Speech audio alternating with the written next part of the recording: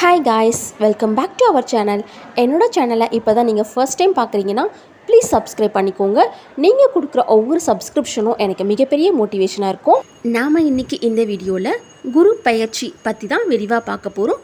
வாங்க இப்போது வீடியோக்குள்ளே போகலாம். ஒருவரின் ஜாதகத்தில் எந்த கிரகம் நமக்கு சாதக பலன் தருகிறதோ இல்லையோ, ஆனால் குரு கிரகத்தின் நற்பலன்களை கொண்டவர்கள் சிறிது கஷ்டத்தை சந்தித்தாலும் வாழ்க்கையில் முன்னேறி விடுவார்கள். ஜோதிடத்தில் முக்கிய கிரக பயிற்சிகளில் ஒன்றாக கருதப்படுவது குரு பயிற்சி.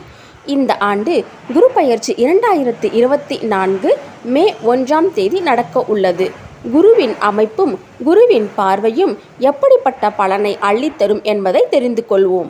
குரு பயிற்சி ஆனது 2024 மே 1 நண்பகல் 12:59 மணிக்கு மேஷ ராசியில் உள்ள கிருத்திகை 1ஆம் பாதத்திலிருந்து ரிஷப ராசியில் உள்ள கிருத்திகை 2ஆம் பாதத்திற்கு பயிற்சி ஆக உள்ளார். குரு பயிற்சி பெறும் ஸ்தானத்தை விட குருவின் 5, 7, 9 பார்வை பெறக்கூடிய சில ராசிகள் மிகவும் சிறப்பான பலன்களை பெற்றிடும் என்பது ஜோதிட விதி. முதலில் ரிஷப ராசி. ரிஷப ராசிக்கு ஜென்ம குரு நன்மை செய்யாது என்பார்கள். ஆனால் அது உண்மையல்ல.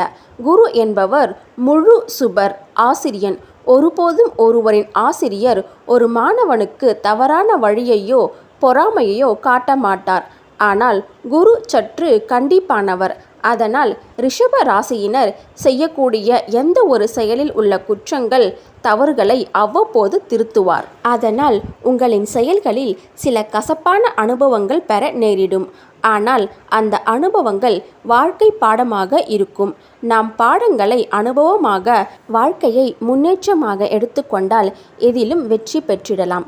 ராசியிலேயே குரு இருப்பதால் தடைப்பட்ட திருமணம் உள்ளிட்ட சுபகாரியங்கள் நிறைவேறும். அடுத்து கன்னி ராசிக்கு குருவின் 5ஆம் பார்வையான பூர்வ புண்ணிய பலன்கள் கிடைக்கக்கூடிய காலம் என்பதால் குழந்தை பாக்கியம், சொத்து வாங்குதல், வீடு கட்டுதல் போன்ற நல்ல விஷயங்களில் சாதக பலன்கள் கிடைக்கும். குருவின் அருள் மிக சிறப்பாக கிடைக்கும் என்றாலும் ராசியிலேயே கேது இருப்பதால் செயல்களில் நிதானமும் கவனமும் தேவை.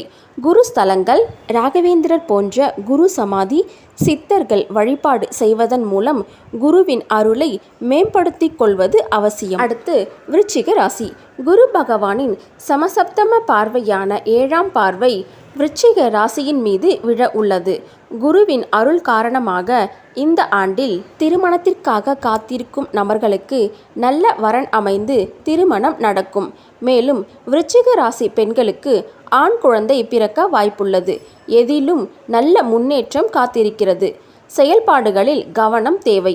அவசர புத்தியை விடுத்து எதையும் யோசித்து செயல்பட்டால் எந்த ஒரு முயற்சியிலும் வெற்றி கிடைக்கும். பெண்களுக்கு கூடுதல் நற்பலன்கள் கிடைக்கக்கூடியதாக இருக்கிறது. அடுத்து மகர ராசி. மகர ராசிக்கு குருவின் மிக சிறப்பான பலன்கள் கிடைக்கக்கூடிய 9ஆம் பார்வை இருக்கிறது. குருவின் 9ஆம் பார்வையால் திருமண பாக்கியம், குழந்தை பாக்கியம் உண்டாகும். இறை வழிபாடு எண்ணம் அதிகரிக்கும். ஆன்மீக சுற்றுலா செல்ல வாய்ப்புகள் கிடைக்கும்.